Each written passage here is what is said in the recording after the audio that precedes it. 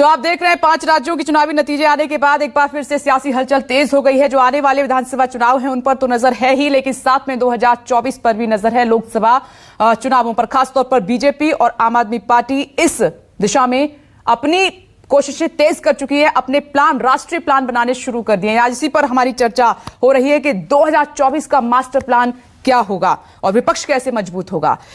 तमाम खास मेहमानों का दोबारा रुख करें, लेकिन सबसे एक बार फिर से संजीव, मैं आपके पास आ रही हूं। संजीव, आप देख रहे हैं कि विधानसभा चुनावों में मिली जीत के बाद बीजेपी भी अपनी कोशिश में है, एक नया प्लान तैयार किया जा रहा है। अरविंद केजरीवाल भी प्लान तैयार करने में लगे हैं। आने वाले विधानसभा चुनावों के साथ साथ लोकसभा चुनाव पर भी नजर है, लेकिन कांग्रेस की स्थिति मैं आपसे समझना चाह रही हूं। संजीव, मुझे आप फ्रेम में नजर नहीं आ रहे हैं। संजीव, इस वक्त अगर मेरी आवाज आप तक पहुंच रही तो जवाब दीजिएगा कि क्या कांग्रेस का प्लान नजर आ रहा है कि कैसे नेतृत्व मजबूत होगा, कैसे संगठन मजबूत होगा, या गांधी परिवार से आगे कांग्रेस बढ़ेगी या नहीं बढ़ेगी? संजीव, चलिए उनसे संपर्क नहीं हो पा रहा है, लेकिन अमित का एक बार फिर से रुख कर लेते हैं। तो अमित, खुद को तैयार कर रहे हैं अरविंद केजरीवाल 2024 के लिए, ऐसा ही लग रहा है।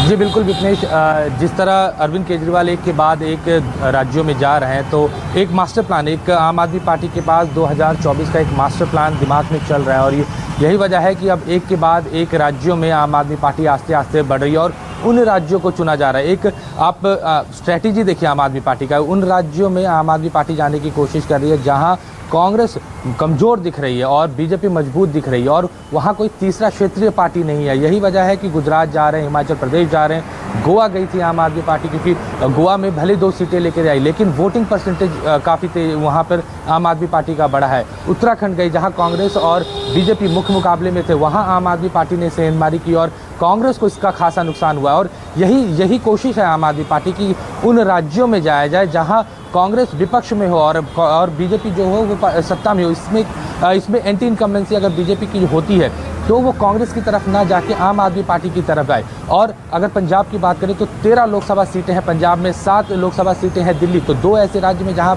इनकी सरकार है, 20 लोकसभा सीटें हैं। अगर यहाँ से 10 से 15 सीटें भी आम आदमी पार्टी निकाल पाती है तो एक बड़ी उनकी राजनीतिक दखल हो जाएगी लोकसभा में भी।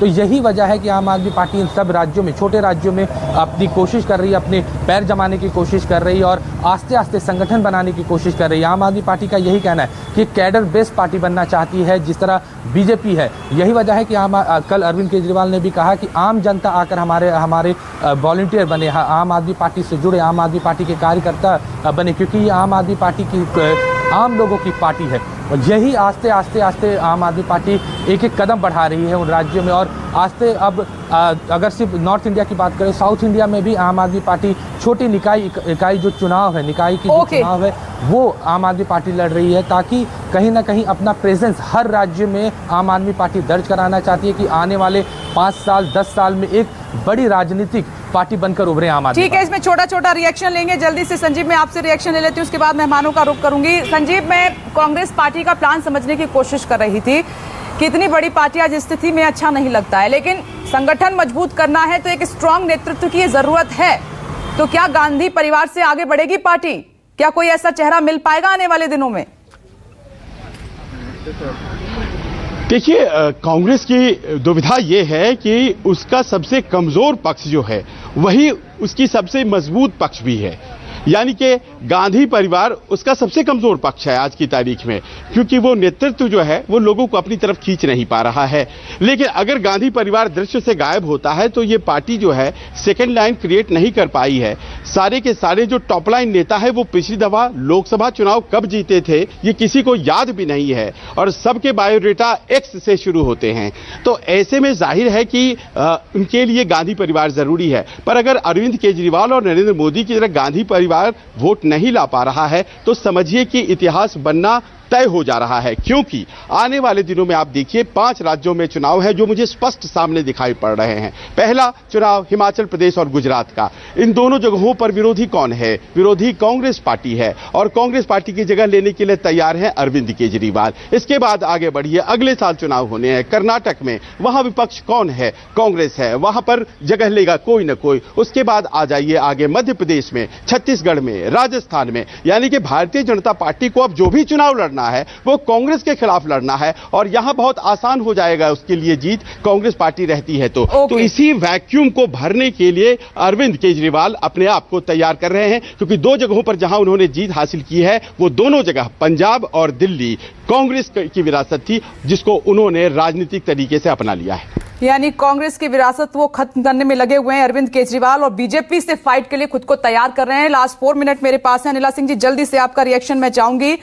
ये सवाल तो आपने सुन ही लिया है, भले ही कांग्रेस कमजोर स्थिति में आप आंक रहे हैं, कांग्रेस को आंक ही नहीं रहे हैं, लेकिन अरविंद केजरीवाल आपकी राह पर आगे निकलते हुए खुद को स्ट्रांग करते हुए 2024 में फाइट देने के लिए तैयार कर रहे हैं खुद को। और आप देखिए उनकी स्ट्रेटजी समझिए, दिल्ली, पंजाब, जश्न मना उत्तर प्रदेश, अब गुजरात में भी दस्तक दे दी है, फिर आगे हिमाचल भी है उनके सामने, वहां पर भी जाने की तैयारी है।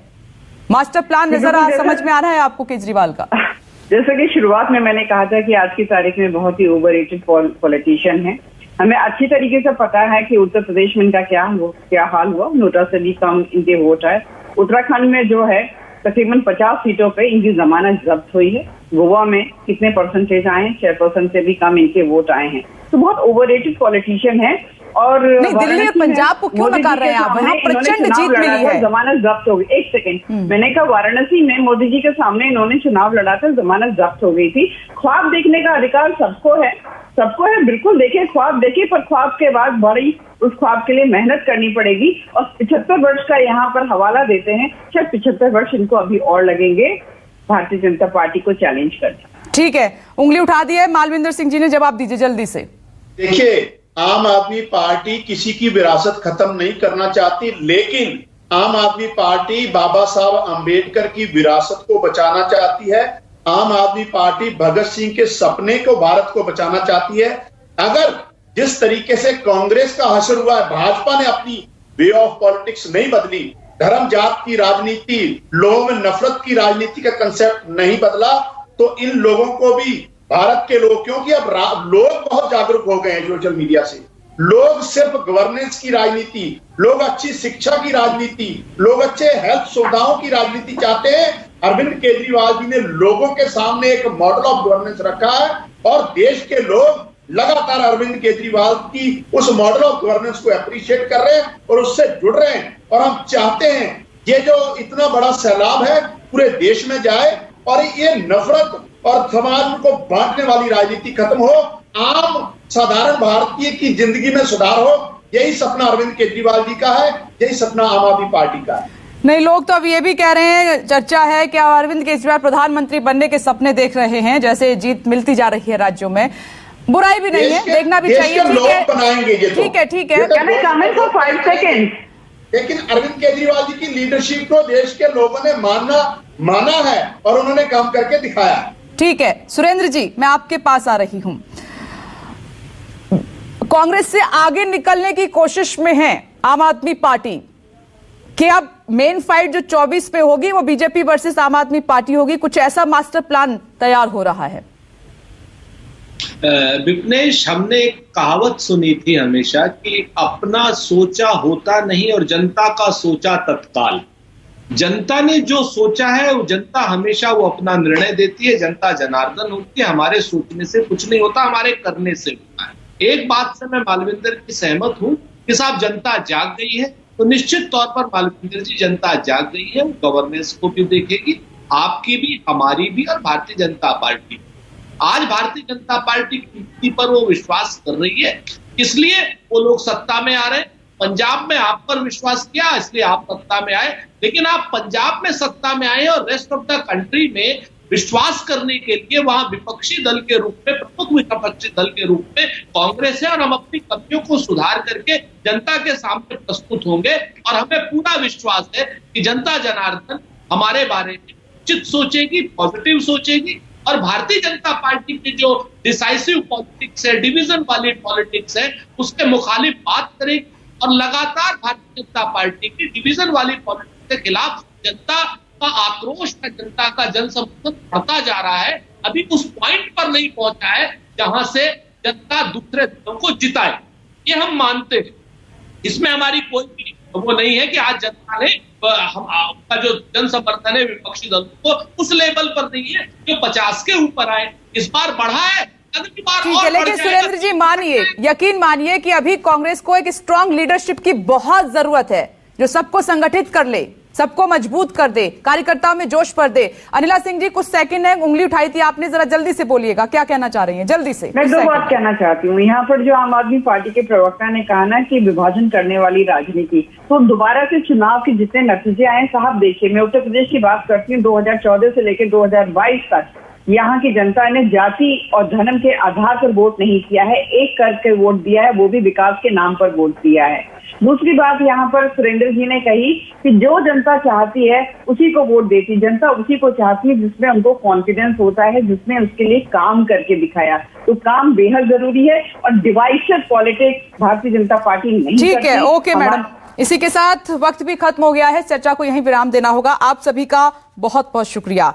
तो हमने जानने की कोशिश की कि बीजेपी आम आदमी पार्टी का 2024 में प्लान क्या है, विपक्ष कैसे मजबूत होगा, 2024 में फाइट किन के बीच में होगी मेन। एक छोटा सा ब्रेक, फौरन लौट रहे हैं। नमस्कार, मैं हूं मानक गुप्ता। अगर आपको हमारा ये वीडियो पसंद आया हो तो इसे लाइक और शेयर जरूर करें, और हां, हमें सब्सक्राइब और फॉलो करना ना भूलें ताकि आप देश और दुनिया की कोई खबर मिस ना करें। तो जुड़े रहिए हमारे साथ और देखते रहिए न्यूज़ 24।